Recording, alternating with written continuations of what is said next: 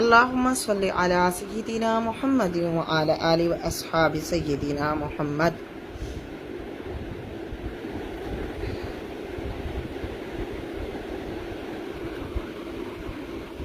تلک الرسل فضلنا بعضهم علی بعض، یہ سب رسول فضلنا ہم نے فضیلت دی ہے، بعضهم علی بعض بعض کو بعض پر، منہم من کلم اللہ ان میں سے کسی سے کلام فرمایا اللہ نے، ورفع بعضهم درجات اور بلند کیے ان میں سے بعض کے درجے۔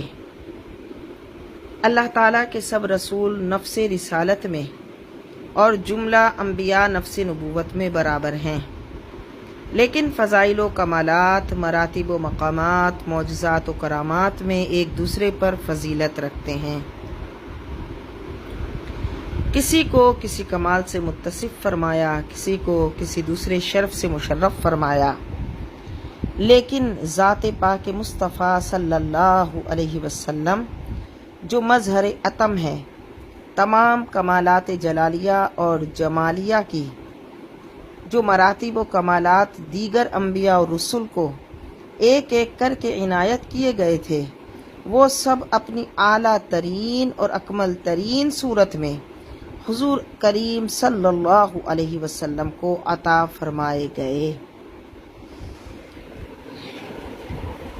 اس لیے بے شمار مراتب اور انگنت معجزات ایسے بخشے جس میں کوئی نبی، کوئی رسول شرکت کا دعویٰ بھی نہیں کر سکتا، کیونکہ حضور کو سارے بنی نوع انسان کے لیے، ساری کائنات زمینی اور آسمانی کے لیے نبی بنایا گیا، اور محدود وقت کے لیے نہیں بنایا گیا بلکہ ابد تک کے لیے بنایا گیا۔ قرآن کریم جیسی کتاب عطا فرمائی گئی، رحمت للعالمین کے خطاب سے نوازا گیا، ختم نبوت و رسالت کا تاج زیب سر سجایا گیا، کسی کو خلیل، کسی کو کلیم اور کسی کو روح فرمایا، لیکن کائنات کے اس آخری سہارے کو محبوبیت کی قلت فاخرہ بخشی۔ اور یہ جو کہا کہ ورفع بعضهم درجات، بعض کے درجے بعض پر بلند فرمائے، تو مفسرین کرام نے فرمایا کہ اس سے حضور کریم علیہ الصلاۃ والتسلیم مراد ہیں۔ وَأَيَّدْنَاهُ وَآتَيْنَا عِيسَى ابْنَ مَرْيَمَ الْبَيِّنَاتِ اور دی ہم نے عیسیٰ مریم کے بیٹے کو کھلی نشانیاں۔ یہاں حضرت عیسیٰ علیہ السلام کے نام کی تصریح فرما دی تاکہ جو نصارہ نے انہیں خدا کا بیٹا بنا رکھا تھا اس کی تردید ہو جائے کہ وہ ابن مریم ہیں، یعنی مریم کے بیٹے ہیں۔ وَلَوْ شَاءَ اللَّهُ اگر اللہ چاہتا، مَقْتَتَلَ نہ وہ جھگڑتے، الَّذِينَ مِن بَعْدِهِمْ جو ان رسولوں کے بعد آئے، مِن بَعْدِ مَا جَاءَتْهُمُ الْبَيِّنَاتُ بعد اس کے کہ آ گئیں ان کے پاس کھلی نشانیاں، وَلَٰكِنِ اخْتَلَفُوا لیکن انہوں نے اختلاف کیا، فَمِنْهُمْ مَنْ آمَنَ وَمِنْهُمْ مَنْ كَفَرَ تو ان میں سے کوئی ایمان پر ثابت رہا اور ان میں سے کوئی کافر ہو گیا۔ وَلَوْ شَاءَ اللَّهُ مَا اقْتَتَلُوا اگر اللہ چاہتا تو نہ لڑتے جھگڑتے، وَلَٰكِنَّ اللَّهَ يَفْعَلُ مَا يُرِيدُ لیکن اللہ جو چاہتا ہے کرتا ہے۔ کیوں؟ اس لیے کہ انسان پر جبری قانون نہیں چلتا، انسان کو عقل اور اختیار عطا فرما دیا کہ وہ اپنی عقل و فکر سے کام لیتے ہوئے اپنی مرضی کی راہ اختیار کرے۔ یا ایھا الذین آمنوا اے ایمان والو، انفقوا مما رزقناکم خرچ کرو اس مال سے جو ہم نے دیا تم کو، من قبل اس سے پہلے، ان یاتیا کہ آ جائے، یوم وہ دن، لا بیع فیہ جس میں نہ تو خرید و فروخت ہوگی، ولا خلۃ اور نہ دوستی کام آئے گی، ولا شفاعۃ اور نہ شفاعت ہوگی۔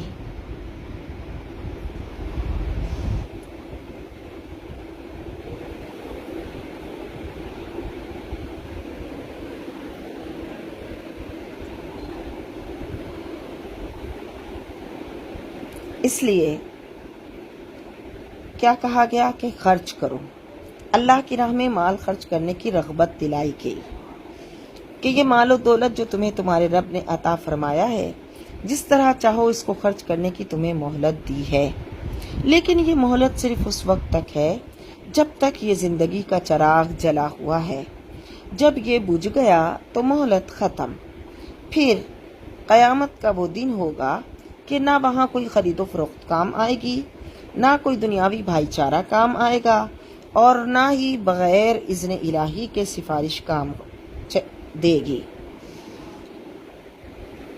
ہاں، لیکن جو متقی ہوں گے، جو اللہ کے نیک بندے ہوں گے، ان کی دوستی اور محبت اس روز بھی قائم رہے گی اور کام آئے گی۔ وَالْكَافِرُونَ هُمُ الظَّالِمُونَ، اور جو کافر ہیں وہی ظالم ہیں۔ اللہ لا الہ الا ہو، اللہ کے سوا کوئی عبادت کے لائق نہیں مگر وہی۔ اس آیت کو آیت الکرسی کہا جاتا ہے کیونکہ اس میں اللہ تعالیٰ کی توحید ذاتی اور صفاتی کا بیان ہے۔ اس لیے حضور اقدس صلی اللہ علیہ وسلم نے ارشاد فرمایا کہ قرآن کی سب سے عظیم الشان آیت الکرسی ہے۔ اللہ کے محبوب علیہ الصلاۃ والتسلیم ارشاد فرماتے ہیں، من قرأ آیت الکرسی فی دبر کل صلاۃ مکتوبۃ لم یمنعہ من دخول الجنۃ الا الموت۔ جو شخص ہر فرض نماز کے بعد آیت الکرسی پڑھتا ہے، اس کے فوت ہونے کے بعد جنت میں داخل ہونے سے اسے کوئی نہیں روک سکتا۔ الحی القیوم، زندہ ہے، سب کو زندہ رکھنے والا ہے۔ اللہ ذات باری کا علم ہے، یہ اللہ کا ذاتی نام ہے، اور یہ لفظ ان تمام صفات کا جامع ہے جو متعدد صفاتی ناموں میں الگ الگ پائی جاتی ہیں۔ وہ ذات پاک جس کا نام اللہ ہے، وہ معبود برحق ہے۔ الحی القیوم، قیوم اس کا مصدر قیام ہے، یعنی وہ ہستی جو کائنات کی ہر چیز کی تخلیق، نشو و نما اور بقا کی تدبیر فرمانے والی ہے۔ لا تأخذہ، اس کو نہیں آتی سینۃ ولا نوم، نہ اونگ نہ نیند، یعنی وہ جملہ نقائص سے پاک ہے۔ اس کی قیومیت کا تعلق ہر چیز سے ہر وقت ایک طرح کا ہے، نہ اس کو اونگ آتی ہے اور نہ نیند۔ لہو ما فی السماوات والارض، زمین و آسمان کی ہر چیز، نوری ہو یا خاکی، قیمتی ہو یا حقیر، سب کی سب اسی کی ہے۔ من ذا الذی یشفع عندہ الا باذنہ، کون ہے جو سفارش کر سکے اس کے پاس بغیر اس کی اجازت کے؟ یعنی اللہ کی بارگاہ میں کسی کو لب کشائی اور شفاعت کی طاقت نہیں ہے، صرف وہی شفاعت کرے گا جس کو اللہ نے اذن عطا فرمایا۔ تو اے مشرکین و کفار، قیامت کے دن تمہارے ان بتوں کو کوئی اجازت نہیں ہوگی، لیکن جو اللہ کے مقبول بندگان خدا ہوں گے وہ ضرور شفاعت کریں گے، اور ہمارے حبیب علیہ الصلاۃ والتسلیم تو مقام محمود کے منصب رفیع پر متمکن ہوں گے۔ اے اللہ کریم، ہم گناہ گاروں کو اپنے رسول صلی اللہ علیہ وسلم صاحب مقام محمود کی شفاعت نصیب فرما، اور اس کی برکات و توجہات سے ہمیں دنیا اور آخرت میں سرفراز فرما۔ یعلم، وہ جانتا ہے، ما بین ایدیہم، جو اس پہلے ہو چکا، وما خلفہم، اور جو بعد میں ہونے والا ہے۔ ولا یحیطون بشیء، وہ نہیں گھیر سکتے کسی چیز کو، من علمہ، اس کے علم سے، الا بما شاء، مگر جتنا وہ چاہے۔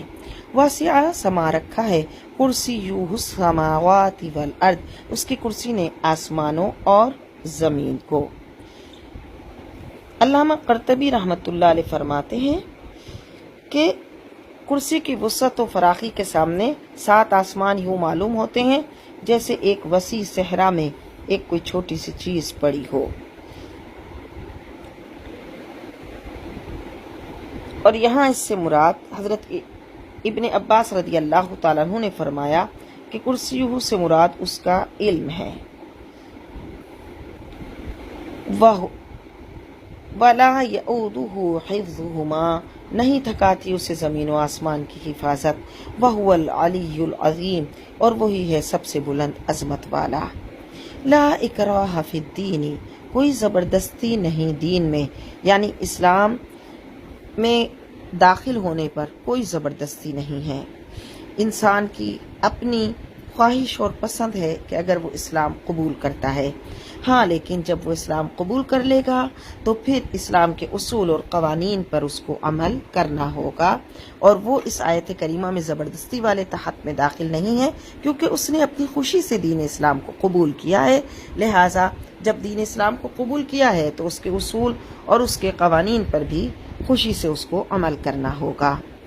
قد تبین الرشد من الغی بے شک خوب واضح ہو گئی ہے ہدایت گمراہی سے، فمن یکفر بالطاغوت تو جو انکار کرے شیطان کا، طاغوت طغیان سے ہے جس کا معنی ہے سرکشی، یعنی طاغوت کاہنوں کو بھی کہا جاتا ہے جو غیب دانی کے جھوٹے دعوے کرتے ہیں، وَيُؤْمِن بِاللَّهِ اور ایمان لائے اللہ پر، فقد استمسک بالعروۃ الوثقی تو اس اللہ کے ساتھ اس نے پکڑ لیا مضبوط حلقہ، لا انفصام جو نہیں ٹوٹنے والا، لا انفصام لہا جو ٹوٹنے والا نہیں، واللہ سمیع علیم اور اللہ سب کچھ سننے والا جاننے والا ہے۔ اللہ ولی الذین آمنوا اللہ مددگار ہے ایمان والوں کا، یخرجہم من الظلمات الی النور نکال لے جاتا ہے انہیں اندھیروں سے نور کی طرف، والذین کفروا اور جنہوں نے کفر کیا، اولیاؤہم ان کے ساتھی، الطاغوت شیطان ہیں، یخرجونہم من النور الی الظلمات نکال لے جاتے ہیں انہیں نور سے اندھیروں کی طرف، اولئک اصحاب النار یہی لوگ دوزخی ہیں، ہم فیہا خالدون وہ اس میں ہمیشہ رہنے والے ہیں۔ اللہ تعالیٰ ایمان والوں کا مددگار ہے، یعنی اپنی توفیق اور امداد سے ہر قسم کی گمراہی کے اندھیروں سے نکال کر ہدایت کی روشنی میں انہیں پہنچاتا ہے۔ ہدایت کے لیے نور کے لیے ایک ہی لفظ استعمال کیا گیا، اس کی جمع نہیں، لیکن گمراہی کے لیے الظلمات جمع کا لفظ آیا تو پتہ چلا گمراہیاں کئی طرح کی ہیں۔ الم ترا کیا آپ نے نہ دیکھا الی الذی اس کی طرف حاج ابراہیم فی ربہ کہ جس نے جھگڑا کیا ابراہیم سے ان کے رب کے بارے میں، ان آتاہ اللہ الملک کہ اس وجہ سے کہ دی تھی اسے اللہ نے بادشاہی۔ یہ کون تھا؟ نمرود جو عراق کا بادشاہ تھا، اس کی حکومت دور دور تک پھیلی ہوئی تھی۔ جب حضرت ابراہیم علیہ السلام نے شرک کے خلاف آواز اٹھائی اور لوگوں کو توحید کی طرف بلایا تو نمرود نے مجلس میں بلا کر آپ سے آپ کے رب کے متعلق دریافت کیا۔ اذ قال ابراہیم جب کہا ابراہیم نے، ربی الذی یحیی و یمیت میرا رب وہ ہے جو جلاتا ہے اور مارتا ہے، ہر چیز کو زندہ کرنے والا اور مارنے والا ہے۔ نمرود نے کہا، قالا کہنے لگا، انا احیی و امیت یہ تو میں بھی کر سکتا ہوں کہ میں جلا سکتا ہوں اور مار سکتا ہوں۔ چنانچہ اس نے دو آدمی بلائے، ان میں سے ایک وہ تھا جس کے قتل کرنے کا حکم صادر ہو چکا تھا اور دوسرا بے گناہ تھا، اس نے بے گناہ کو قتل کر دیا اور جس پر قتل واجب تھا اس کو رہا کر دیا۔ قال ابراہیم ابراہیم نے فرمایا، فإن اللہ یأتی بالشمس من المشرق میرا اللہ نکالتا ہے سورج کو مشرق سے، فأتی بها من المغرب تو نکال لا اسے مغرب سے، تو نکال لا اسے مغرب سے، فبہت الذی کفر تو ہوش اڑ گئے اس کافر کے۔ اب حضرت ابراہیم علیہ السلام ایک اور دلیل لائے۔ آپ نے جب اس نے یہ حیات و ممات کو ایسا کیا، کہا کہ یہ تو میرے بھی اس میں ہے، میں کر سکتا ہوں، چنانچہ آپ نے اب اس جھوٹے مدعی کے سامنے ایک ایسی دلیل رکھ دی، ایک ایسی بات رکھ دی جس کو کرنا اس کے لیے ممکن نہیں تھا، تو اس کے ہوش اڑ گئے۔ واللہ لا یہدی القوم الظالمین اللہ ہدایت نہیں دیتا ظالم قوم کو۔ او کالذی مر علی قریۃ کیا نہ دیکھا اس شخص کو جو گزرا ایک بستی پر؟ یہ کون تھا؟ بعض نے کہا کہ یہ وہ کافر تھا جسے قیامت پر ایمان نہ تھا، اور بعض نے کہا کہ حضرت عزیر علیہ السلام تھے، لیکن بہتر یہی ہے کہ جسے اللہ رسول نے معین نہ فرمایا اسے معین نہ کیا جائے۔ دیکھا اس شخص کو جو گزرا ایک بستی پر، وہی خاویۃ علی عروشها، وہ گری پڑی تھی اپنی چھتوں کے بل۔ قالا کہنے لگا انا یحیی ہذہ اللہ بعد الموت، کیوں کر زندہ کرے گا اللہ تعالیٰ بعد موتہا، اس کی ہلاکت کے بعد اس کو۔ فاماتہ اللہ، تو اللہ نے اسے موت دیے رکھی، 100 عام، 100 سال تک، ثم بعثہ، پھر اسے زندہ کیا۔ اللہ نے اپنی قدرت کاملہ کا مشاہدہ کرانے کے لیے انہیں موت کی نیند سلا دیا۔ اس حالت میں پورے 100 سال گزر گئے۔ اس کے بعد انہیں زندہ کیا گیا اور ان سے پوچھا گیا کہ آپ کتنی مدت اس حال میں رہے؟ تو انہوں نے جواب دیا کہ 1 دن یا کچھ حصہ۔ تو انہیں بتایا گیا نہیں، پوری 1 صدی، 100 سال تک۔ تو دیکھیے اللہ کی قدرت کے، ان کا جو کھانا تھا وہ جو کہ کئی گھنٹے گزرنے کے بعد بدبودار ہو جاتا ہے، وہ تو ویسا کا ویسا ہی تھا، اور گدھے کا گوشت گل سڑ گیا اور اس کی ہڈیاں بکھری ہوئی تھیں۔ پھر کہا کہ دیکھو اب یہ بکھرا ہوا ڈھانچہ کیسے جڑتا ہے اور گوشت پوست کیسے ایک لمحے میں اس پر نمودار ہو جاتا ہے۔ تو پھر وہ سب کچھ اللہ تعالیٰ نے ان کو ان کی آنکھوں سے دکھایا۔ قالا، فرمایا کم لبثت، کتنی مدت تو یہاں ٹھہرا؟ قالا، عرض کی لبثت یوما و بعد یوم، میں ٹھہرا ہوں گا 1 دن یا دن کا کچھ حصہ۔ قالا، اللہ نے فرمایا بل لبثت 100 عام، تم ٹھہرے رہے ہو 100 سال۔ فانظر الی طعامک، ذرا دیکھو اپنے کھانے کی طرف، و شرابی کا، اور اپنے پینے کے سامان کی طرف، لم یتسنہ، وہ خراب نہیں ہوا۔ وانظر الی حمارک، اور دیکھو اپنے گدھے کو، ولنجعلک آیۃ للناس، اور یہ سب اس لیے کہ ہم تجھے بنائے نشانی لوگوں کے لیے۔ وانظر الی العظام کیف ننشزها، دیکھو ان ہڈیوں کو ہم کیسے جوڑتے ہیں انہیں، ثم نکسوها لحما، پھر ہم انہیں کیسے پہناتے ہیں گوشت۔ فلما تبین لہ، پھر جب حقیقت روشن ہو گئی اس کے لیے، قالا، تو اس نے کہا اعلم، میں جان گیا ہوں، ان اللہ علی کل شیء قدیر، کہ بے شک اللہ تعالیٰ ہر چیز پر قدرت رکھتا ہے۔ وَإِذْ قَالَ إِبْرَاهِيمُ، اور جب عرض کی ابراہیم نے، رب ارینی، اے میرے رب مجھے دکھا، کیف تحیی الموتیٰ، تو کیسے زندہ فرماتا ہے مردوں کو۔ اب یہاں پہ آپ کا جو سوال تھا وہ اس لیے تھا کہ اللہ اگر تو مجھے اپنی قدرت کا مشاہدہ کرا دے تو مجھے عین الیقین کا مرتبہ نصیب ہو جائے۔ تو اس قسم کے سوالات اپنے استاد سے اور مرشد سے پوچھنا کہ جس سے دل کو اطمینان نصیب ہو، یہ جائز ہے۔ قالا، اے ابراہیم، اولم تؤمن، کیا تم یقین نہیں رکھتے؟ قالا بلا، عرض کی ایمان، بالکل ایمان تو ہے، ولیکن لیطمئن قلبی، لیکن یہ سوال اس لیے ہے تاکہ مطمئن ہو جائے میرا دل۔ قالا، فرمایا فخذ، پکڑ، 4 من الطیر، 4 پرندے، فصرہن الیک، پھر مانوس کر لے انہیں اپنے ساتھ، ثم اجعل علی کل جبل، پھر رکھ دے انہیں ہر پہاڑ پر، منہن، ان میں سے، جزءا، ایک ایک ٹکڑا، ثم ادعوہن، پھر بلا انہیں اپنی طرف، یأتینا کا سعیا، وہ دوڑے چلے آئیں گے تمہارے پاس۔ اب حضرت ابراہیم علیہ السلام کو حکم دیا گیا کہ 4 پرندے لیں، انہیں ذبح کریں، ان کے ٹکڑے ٹکڑے کریں، پھر انہیں آپس میں ملا دیں اور ان ملی جلی بوٹیوں کے 4 حصے کر لیں، ایک ایک حصہ ایک پہاڑی پر رکھیں، پھر ان پرندوں کو اپنی طرف بلائیں اور اپنے رب کی قدرت کاملہ کا مشاہدہ کریں۔ جب حضرت خلیل اللہ نے ایسا کیا تو انہوں نے اپنی آنکھوں سے مشاہدہ کیا کہ وہ متفرق بوٹیاں اکٹھی ہو گئیں، بکھرے ہوئے پر جمع ہو گئے، پرندے پھڑ پھڑاتے ہوئے حضرت ابراہیم علیہ السلام کی خدمت میں حاضر ہو گئے۔ وَعَلَمْ، جان لے، ان اللہ عزیز حکیم، کہ بے شک اللہ تعالی عزت والا، حکمت والا ہے۔ مثل الذین، مثال ان لوگوں کی، الذین ينفقون اموالہم، جو خرچ کرتے ہیں اپنے مالوں کو، فی سبیل اللہ، اللہ کی راہ میں، کمثل حبۃ، اس کی مثل ایک دانہ، انبتت 7 سنابل، جو اگاتا ہے اس سے 7 بالیں، فی کل سنبلۃ 100 حبۃ، اور ہر بال میں 100 دانہ ہو۔ واللہ یضاعف لمن یشاء، اور اللہ اس سے بھی بڑھا دیتا ہے جس کے لیے چاہے۔ اس آیت کریمہ میں اللہ کی راہ میں خرچ کرنے کی فضیلت بیان کی گئی کہ جب اللہ کی راہ میں خرچ کیا جاتا ہے اور خوشی خوشی اپنا سرمایہ جو شخص اللہ کی راہ میں لگاتا ہے تو اللہ غنی و حمید ہے، سارے خزانوں کو تقسیم فرمانے والا ہے۔ جیسے اس کی مثال پھر ایسی ہوتی ہے کہ جیسے ایک دانہ جو اس نے خرچ کیا تو اس میں سے 7 بالیں اگی اور ہر بالوں میں 100 دانے، اتنا اس کا مال اللہ رب العزت بڑھا دیتا ہے۔ جو اللہ کو قرض دیتا ہے اللہ اسے کئی کئی گنا زیادہ دیتا ہے۔ بلکہ نبی مصطفیٰ صلی اللہ علیہ وسلم کو جنبش ہوئی اور عرض کی رب زد امتی، اے میرے کریم میری امت کو اس سے بھی زیادہ عطا فرما۔ تو جواب ملا کہ صبر کرنے والوں کو بے حد و بے حساب اجر دیا جائے گا۔ واللہ واسع علیم، اللہ وسیع بخشش والا ہے۔ تو واللہ یضاعف لمن یشاء، اللہ اس سے بھی زیادہ بڑھا دیتا ہے۔ واللہ واسع علیم، اللہ وسیع بخشش والا جاننے والا ہے۔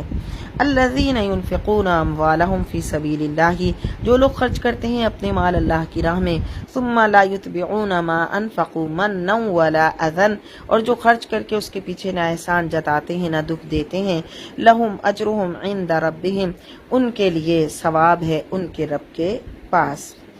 یہ خرچ اللہ کے راستے میں ہو اور خرچ کے بعد نہ احسان جتایا جائے اور نہ ہی اس پر کوئی تکلیف دی جائے۔ جنگ تبوک کے موقع پر حضرت عثمان رضی اللہ تعالیٰ عنہ 1000 دینار لے کر حاضر ہوئے اور حضور کی جھولی میں ڈال دیے۔ رحمت دو عالم صلی اللہ علیہ وسلم کی زبان پاک سے حضرت عثمان کے حق میں ایسی دعا نکلی کہ جس پر حضرت عثمان جتنا ناز کریں اور جتنا شکر کریں کم ہے۔ حضور نے فرمایا، اے عثمان، جو کچھ کرتا رہے اس کو نقصان نہیں دے گا، اے اللہ عثمان کے آج کے دن کی قربانی فراموش نہ کرنا۔ لہم اجرہم، ان کا اجر ان کا ثواب عند ربہم، ان کے رب کے پاس ہے۔ ولا خوف علیہم ولا هم یحزنون، نہ ان کو کوئی خوف ہوگا اور نہ وہ غمگین ہوں گے۔ قول معروف، اچھی بات کرنا، ومغفرۃ، اور معاف کر دینا، خیر من صدقۃ، بہتر ہے اس صدقے سے، یتبعها اذى، جس کے پیچھے دکھ پہنچایا جائے۔ واللہ غنی حلیم، اللہ بے نیاز ہے بڑے حلم والا ہے۔ یعنی مسلمانوں کو بتایا جا رہا ہے کہ تھوڑے سے خرچ کر کے پھر اس کے بعد کچھ ایسی حرکت نہ کرو کہ جس سے کسی کو اذیت پہنچے۔ یا ایھا الذین آمنو، اے ایمان والو، لا تبطلوا، نہ ضائع کرو، صدقاتکم، اپنے صدقوں کو، بالمن، احسان جتلا کر، والاذی، اور دکھ پہنچا کر۔ کالذی ینفق مالہ رئاء الناس، اس آدمی کی طرح نہیں کہ جو خرچ کرتا ہے اپنا مال لوگوں کو دکھانے کے لیے، ولا یؤمن باللہ والیوم الآخر، اور یقین نہیں رکھتا اللہ پر اور قیامت کے دن پر۔ کیوں؟ دین کا مقصد تو تمہاری سیرت سنوارنا ہے، پاکیزہ بات بھی صدقہ ہے، کسی سے اچھی طریقے سے ملاقات کرنا بھی صدقہ ہے۔ فمثلہ، تو اس کی مثال، کمثل صفوان، ایسے جیسے کوئی چٹان ہو، علیہ تراب، اس پر مٹی پڑی ہو، فاصابہ، پھر برسے اس پر، وابل، زور کی بارش، فترکہ صلدا، اور چھوڑ جائے اسے، ایسا کر دے جیسے چٹیل صاف پتھر۔ جب بارش برستی ہے تو اس مٹی کو بہا کر لے جاتی ہے جو پتھر پر موجود ہوتی ہے، تو پتھر پھر چٹیل کا چٹیل ہی رہ جاتا ہے۔ تو منافق کے اعمال خیر کی حالت بھی ایسے ہی ہوتی ہیں کہ جیسے بارش کے بعد پتھر بالکل اور اپنے چٹیل پن میں ستھرا ہو جاتا ہے، کوئی سبزہ اس پر نہیں اگتا، تو اسی طرح منافق کو مال خرچ کرنے کے بعد بھی کوئی اجر نہیں ملتا۔ لا يقدرون على شيء مما كسبوا، وہ کچھ حاصل نہ کر سکیں گے اس سے جو انہوں نے کمایا۔ واللہ لا يهدي القوم الكافرین، اللہ ہدایت نہیں دیتا کفر اختیار کرنے والوں کو۔ ومثل الذین ينفقون اموالهم، اور مثال ان لوگوں کی جو خرچ کرتے ہیں اپنے مال، ابتغاء مرضات اللہ، اللہ کی خوشنودیاں حاصل کرنے کے لیے، وتثبیتا من انفسہم، تاکہ پختہ ہو جائیں ان کے دل، کمثل جنت، اس باغ کی طرح ہے، بربوۃ، جو ایک بلند زمین پر ہو، اصابہ وابل، جس پر برسا ہو بارش، فآتت اکلہا ضعفین، تو ایسے زور کا بارش آئی کہ وہ لے آیا اس پر دگنا پھل۔ یعنی وہ پاک باز بندے جو اس لیے اللہ کے راہ میں اپنا مال خرچ کرتے ہیں کہ ان کے دلوں میں اللہ کی راہ میں مال و جان قربان کرنے کی اللہ تعالیٰ پھر استعداد کو اور پختہ کر دیتا ہے۔ کیونکہ مال بڑی پیاری چیز ہے، اس کا خرچ کرنا ابتدا میں بڑا مشکل ہوتا ہے، لیکن جب انسان خرچ کرنا شروع کر دیتا ہے تو دل آہستہ آہستہ اس کا عادی ہو جاتا ہے اور اس کی لذت سے آشنا ہو جاتا ہے، اور راہ خدا میں پھر سب کچھ لٹانے کی استعداد اس میں پختہ ہو جاتی ہے۔ پھر مال تو مال، وہ اپنی جان تک اپنے رب کی راہ میں لٹانے پر گریز نہیں کرتا۔ فَإِن لَّمْ يُصِبْهَا وَابِلٌ فَطَلٌ، اور اگر نہ برسے اس پر بارش تو کافی ہے شبنم ہی اس کے لیے، کہ جیسے شبنم اتنا خوبصورت منظر پیدا کر دیتی ہے اور ان درختوں کو اور باغ کو حسین کر دیتی ہے، تو اس طرح وہ جو مال بغیر ریاکاری کے اللہ کی راہ میں خرچ کیا جائے، اللہ اس میں ایسا حسن اور یعنی دگنا اس کو حسن پیدا فرما دیتا ہے اور دگنا کر دیتا ہے۔ واللہ بما تعملون بصیر، اللہ تعالیٰ دیکھ رہا ہے جو تم کر رہے ہو۔ ایود احدکم، کیا پسند کرتا ہے کوئی تم میں سے، ان تکون لہ جنۃ، کہ اس کا ایک باغ ہو، من نخیل، کھجور، و اعناب، اور انگوروں کا، تجری، بہتی ہو، من تحتها الانہار، اس کے نیچے نہریں، لہ فیہا من کل الثمرات، اور اس کے لیے اس میں ہر قسم کے پھل ہوں، وَأَثَابَهُ الْكِبَرُ، اور آ لیا ہو اسے بڑھاپے نے، وَلَهُ ذُرِّيَّةٌ ضُعَفَاءُ، اور اس کی اولاد بھی کمزور ہو، فَأَصَابَهَا إِعْصَارٌ، تو پھر پہنچے اس میں بگولا، نارٌ، آگ کا، فاحترقت، وہ باغ جل جائے، كَذَلِكَ، اسی طرح، يُبَيِّنُ اللَّهُ، اللہ بیان فرماتا ہے، لَكُمْ، تمہارے لیے، الآیات، اپنی آیتیں، لَعَلَّكُمْ تَتَفَكَّرُونَ، تاکہ تم غور و فکر کرو۔ یعنی تم سوچو کہ ایک بوڑھا آدمی جس کے پاس ساری کل متاع کوئی باغ ہو اور اس پر کوئی آگ آ جائے اور اس کو جلا دے اور اس کے عمر بھر کی کمائی کو جلا کر ڈھیر بنا دے، تو یوں ہی سمجھ لو اپنی زندگی بھر کے نیک اعمال کو کہ قیامت کے دن جب تم خود کچھ کما نہیں سکو گے اور تمہاری کوئی امداد نہیں کر سکے گا، تو تمہیں زندگی بھر کے نیک اعمال کی کتنی سخت ضرورت ہوگی۔ اگر ریاکاری کا بگولے نے آ کر تمہاری اس نیکی کو جو تم نے کسی پر مال خرچ کیا تھا اس کو جلا کر خاک کر دیا، تو قیامت کے دن تمہاری حسرت اور ندامت کا حال کیا ہوگا۔ یہ اس مثال سے اس کو سمجھایا جا رہا ہے۔ یا ایھا الذین آمنوا، اے ایمان والو، انفقوا، خرچ کرو، من طیبات، پاکیزہ چیزوں میں سے، ما کسبتم، جو تم نے کمائی ہیں، ومما اخرجنا، اور اس سے جو نکالا ہے، لکم، جو ہم نے نکالا ہے، لکم، تمہارے لیے، من الارض، زمین سے، ولا تیمموا الخبیث، نہ ارادہ کرو ردی چیز کا، منہ، اس سے، تنفقون، جو تم اسے خرچ کرو، ولستم بآخذیہ، اور اگر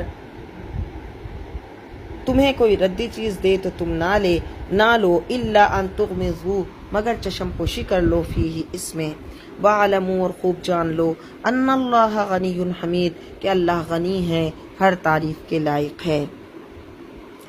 یعنی طیبات سے مراد وہ چیزیں جو عمدہ بھی ہوں اور حلال ہوں، حلال طریقے سے کمائی گئی ہوں، کیونکہ اس طرح خرچ کرنے کے 3 مقاصد ہیں: غریب کا فائدہ، اپنے نفس کی اصلاح، اور اللہ کی رضا۔ اور یہ مقاصد تبھی حاصل ہو سکتے ہیں جب کہ عمدہ اور پاکیزہ چیز خرچ کی جائے۔ اگر کوئی ردی چیز خرچ کی جائے تو نہ غریب کو فائدہ پہنچے، نہ بخل دل سے دور ہو، اور پھر نہ ہی اللہ کی رضا حاصل ہو۔ تو وہ رب العزت جو بہتر سے بہتر انعامات تم پر کی بارش تم پر برسا رہا ہے، جب اس کے نام پر دینے کا وقت آئے تو ناکارہ چیزیں مت دو، تو پھر ناکارہ چیزیں دو گے تو وہ کیسے تم سے راضی ہوگا۔ الشیطان یعدکم الفقر، شیطان ڈراتا ہے تمہیں تنگ دستی سے، ویأمرکم بالفحشاء، اور حکم کرتا ہے تم کو بے حیائی کا، واللہ یعدکم، اور اللہ وعدہ فرماتا ہے تم سے، مغفرۃ منہ، اپنی بخشش کا، وفضلا، اور فضل و کرم کا، واللہ واسع علیم، اور اللہ وسعت والا، علم والا ہے۔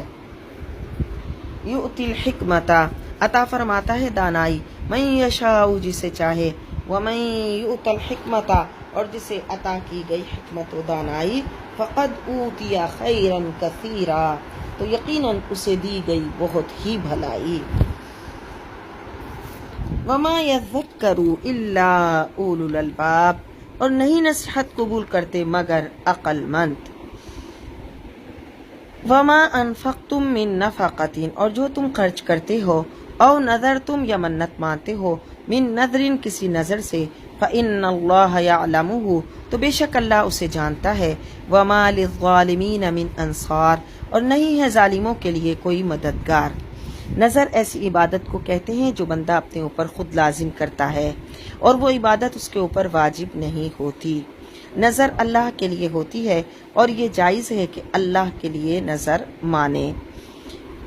وَمَا لِلظَّالِمِينَ مِنْ أَنصَارٍ نہیں ہے ظالموں کے لیے کوئی مددگار۔ ان تبدوا الصدقات فنعما ہی اگر ظاہر کرو اپنے صدقات تو بہت اچھی بات ہے، یعنی وہ جیسے زکوٰۃ ہے تو اس کو ظاہر کر کے دو تاکہ اور لوگوں کو بھی زکوٰۃ دینے کی ترغیب ملے، لیکن نفلی صدقات چھپا کر دینے چاہیے۔ وَإِن تُخْفُوهَا اور اگر پوشیدہ رکھو صدقوں کو وَتُؤْتُوهَا الْفُقَرَاءَ اور دو انہیں فقیروں کو فَهُوَ خَيْرٌ لَكُمْ تو وہ بہتر ہے تمہارے لیے۔ وَيُكَفِّرُ عَنْكُم مِّن سَيِّئَاتِكُمْ اور صدقے کی برکت سے مٹا دے گا اللہ تم سے تمہارے بعض گناہ۔ نیکی تین خصلتوں کے بغیر مکمل نہیں ہوتی۔ نیکی کرنے میں جلدی کرے، اسے حقیر سمجھے اور اسے پوشیدہ رکھے۔ جب تم نے نیکی کرنے میں جلدی کی تو اسے خوشگوار بنایا، جب اسے حقیر سمجھا تو اس کی قدر کو بڑھایا، اور جب اسے پوشیدہ رکھا تو اسے مکمل کر دیا۔ یہ حکمت آمیز قول ہے حضرت عباس بن عبد المطلب کا۔ کتنا خوبصورت قول ہے کہ نیکی تین خصلتوں کے بغیر مکمل نہیں ہوتی۔ نیکی کرنے میں جلدی کرے، اسے حقیر سمجھے اور اسے پوشیدہ رکھے۔ جب تم نے نیکی کرنے میں جلدی کی تو اسے خوشگوار بنایا، جب اسے حقیر سمجھا تو اس کی قدر کو بڑھایا، اور جب اسے پوشیدہ رکھا تو اسے مکمل کر دیا۔ وَإِن تُخْفُوهَا اور اگر پوشیدہ رکھو صدقات کو وَتُؤْتُوهَا الْفُقَرَاءَ اور دو فقیروں کو فَهُوَ خَيْرٌ لَكُمْ تو وہ بہتر ہے تمہارے لیے۔ وَيُكَفِّرُ عَنْكُم مِّن سَيِّئَاتِكُمْ اور ان کے صدقے کی برکت سے مٹا دے گا اللہ تمہارے بعض گناہ۔ وَاللَّهُ بِمَا تَعْمَلُونَ خَبِيرٌ اور اللہ جو کچھ تم کر رہے ہو اس سے خبردار ہے۔ لَيْسَ عَلَيْكَ هُدَاهُمْ نہیں ہے آپ کے ذمے ان کو سیدھی راہ چلانا۔ وَلَكِنَّ اللَّهَ لیکن اللہ یہدی من یشاء سیدھی راہ چلاتا ہے جسے چاہتا ہے۔ وَمَا تُنْفِقُوا مِنْ خَيْرٍ فَلِأَنفُسِكُمْ اور جو کچھ تم خرچ کرو اپنے مال سے تو اس میں تمہارا اپنا فائدہ ہے۔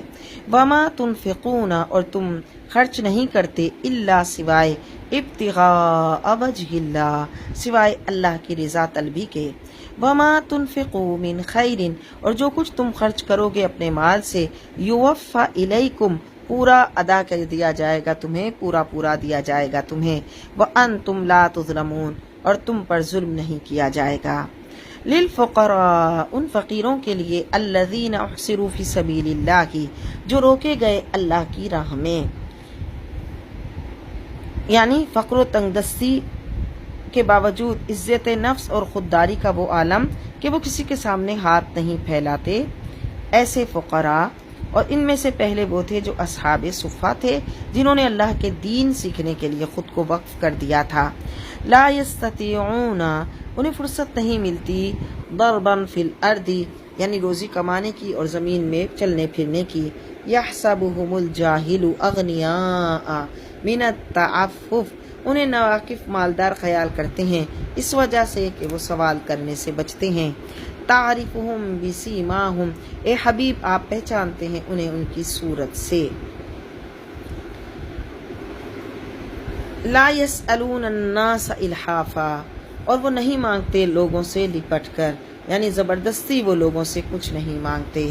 وما تنفقوا من خیر اور جو کچھ تم خرچ کرو گے اپنے مال سے فإن اللہ بہ علیم تو بے شک اللہ اسے خوب جاننے والا ہے۔ الذین ينفقون اموالہم جو لوگ خرچ کرتے ہیں اپنے مال باللیل رات میں والنہار دن میں اور دن میں سرًا چھپ کر وعلانیۃ اور اعلانیہ فلہم اجرہم عند ربہم، تو ان کے لیے ان کا اجر ہے ان کے رب کے پاس، ولا خوف علیہم ولا ہم یحزنون، اور نہ انہیں کچھ خوف ہے اور نہ وہ غمگین ہیں۔ اوپر جو یہ کہا گیا لا یسألون الناس الحافا، یعنی وہ بھیک منگے نہیں ہوتے لیکن وہ اپنی سفید پوشیوں کا بھرم رکھتے ہیں، تو تمہیں بھی چاہیے کہ ایسے سفید پوش کثیر العیال کم آمدنی والے سفید پوش گھرانوں کی خاموشی کے ساتھ مدد کر کے اپنی آخرت کا سامان کیا کرو۔ الذین یأکلون الربا، جو لوگ کھاتے ہیں سود، ربا کا معنی ہے زیادتی، اصطلاح میں مقررہ زیادتی کو ربا کہا جاتا ہے جو کسی رقم کی ادائیگی میں دیر کرنے پر ادا کی جاتی ہے۔ اس کی بہت ساری صورتیں ہیں۔ تو جو سود کھاتے ہیں لا یقومون الا کما یقوم الذی یتخبطہ الشیطان، وہ نہیں کھڑے ہوں گے مگر اس طرح کہ جس طرح کھڑا ہوتا ہے وہ جسے پاگل بنا دیا ہو شیطان نے، من المس چھو کر۔ ذالک بانہم، یہ حالت اس لیے ہوگی کہ قالوا، وہ کہتے ہیں انما البیع مثل الربا، کہ سوداگری بھی سود کی مانند ہے۔ وَأَحَلَّ اللَّهُ الْبَيْعَ، اور اللہ نے حلال کر دیا خرید و فروخت کو، تجارت کو، وَحَرَّمَ الرِّبَا، اور حرام کیا سود کو۔ فَمَنْ جَاءَهُ، جس کے پاس آئی موعظۃ من ربہ، نصیحت اپنے رب کی طرف سے، فَانْتَهَا، پھر وہ رک گیا سود سے، فَلَهُ مَا سَلَفَ، تو جائز ہے اس کے لیے جو گزر چکا، اس پر اس کو معافی ہے۔ وَأَمْرُهُ إِلَى اللَّهِ، اور اس کا معاملہ اللہ کے سپرد ہے۔ وَمَنْ عَادَ، اور جو پھر سود کھانے لگے، فَأُولَٰئِكَ أَصْحَابُ النَّارِ، تو وہ دوزخی ہیں، ہم فیہا خالدون، وہ اس میں ہمیشہ رہیں گے۔ یمحق اللہ الربا، اللہ مٹاتا ہے سود کو، ویربی الصدقات، اور بڑھاتا ہے خیرات کو، یعنی خیرات اللہ کی راہ میں جو کرتا ہے اللہ اس کے مال کو بڑھاتا ہے، لیکن جو سود کے ذریعے تجارت کرتا ہے اس کا مال بظاہر بڑھتا نظر آتا ہے لیکن اس میں کوئی برکت نہیں ہوتی۔ واللہ، اور اللہ لا یحب، نہیں دوست رکھتا، نہیں پسند فرماتا، کل کفار اثیم، ہر ناشکرے گناہ گار کو۔ تو اس سے پتہ چلا کہ جو اللہ کی نافرمانی کا کام کرے گا وہ ناشکرہ بھی ہے اور اثیم گناہ گار بھی ہے۔ ان الذین آمنوا، جو لوگ، بے شک جو لوگ ایمان لائے، وعملوا الصالحات، اور کرتے رہے اچھے عمل، واقاموا الصلاۃ، اور صحیح ادا کرتے رہے نماز کو، وآتوا الزکاۃ، اور دیتے رہے زکوٰۃ کو، لہم اجرہم عند ربہم، ان کے لیے ان کا اجر ہے ان کے رب کے پاس، ولا خوف علیہم، نہ انہیں کوئی خوف ہے، ولا ہم یحزنون، اور نہ وہ غمگین ہوں گے۔ تو سود خور کے برعکس صدقہ و خیرات کرنے والا دنیا میں باعزت زندگی گزارتا ہے اور آخرت میں بھی اجر و ثواب کا مستحق ہوتا ہے۔ یا ایہا الذین آمنوا، اے ایمان والو، اتقوا اللہ، ڈرو اللہ سے، وذروا، اور چھوڑ دو، ما بقی من الربا، جو باقی رہ گیا ہے سود سے، ان کنتم مؤمنین، اگر تم سچے دل سے ایمان والے ہو۔ فإن لم تفعلوا، اگر تم نے ایسا نہ کیا، فأذنوا بحرب من اللہ، تو اعلان جنگ سن لو اللہ ورسولہ، اور اس کے رسول کی طرف سے۔ لہٰذا سود لینے اور دینے والے کے لیے تو اللہ کی طرف سے اعلان جنگ ہے۔ وَإِن تُبْتُمْ، اور اگر تم توبہ کرو، فَلَكُمْ رُؤُوسُ أَمْوَالِكُمْ، تو تمہیں مل جائیں گے اصل مال، لا تظلمون ولا تظلمون، نہ تم ظلم کیا کرو اور نہ تم پر ظلم کیا جائے۔ وَإِن كَانَ ذُو عُسْرَةٍ، اور اگر مقروض تنگ دست ہو، فَنَظِرَةٌ، تو مہلت دو، إِلَى مَيْسَرَةٍ، اسے خوشحال ہونے تک۔ یہ مکارم اخلاق کا کتنا خوبصورت درس ہے کہ اگر کوئی شخص مقروض ہے اور اس کو اتنی تنگ دستی ہے کہ وہ اپنا قرض ادا نہیں کر سکتا تو اسے مہلت دو۔ وَأَن تَصَدَّقُوا خَيْرٌ لَكُمْ، اور اگر تم معاف کر دو، صدقہ کر دو وہ قرض، تو بہتر ہے تمہارے لیے، ان کنتم تعلمون، اگر تم جانتے ہو۔ اس لیے فرمایا کہ قرض دینا صدقہ کرنے سے زیادہ افضل ہے، کیونکہ قرض جس کو دیا جا رہا ہے وہ ضرورت مند ہے اور صدقہ تم اپنی خوشی سے دے رہے ہو۔ اس لیے اگر کسی نے کسی حاجت مند مسلمان کو قرض دیا تو جب تک اس نے قرض واپس نہیں کیا، اس قرض دینے والے کو اتنی رقم ہر روز صدقہ کرنے کا ثواب ملتا ہے۔ واتقوا، اور ڈرتے رہو، یومن، اس دن سے، ترجعون فیہ الی اللہ، لوٹائے جاؤ گے جس میں تم اللہ کی طرف، ثم پھر توفا پورا پورا دیا جائے گا، کل نفس ما کسبت ہر نفس کو جو اس نے کمایا ہے، وہم لا یظلمون اور ان پر زیادتی نہیں کی جائے گی۔ وآخر دعوانا الحمد للہ رب العالمین۔ اللہم صلی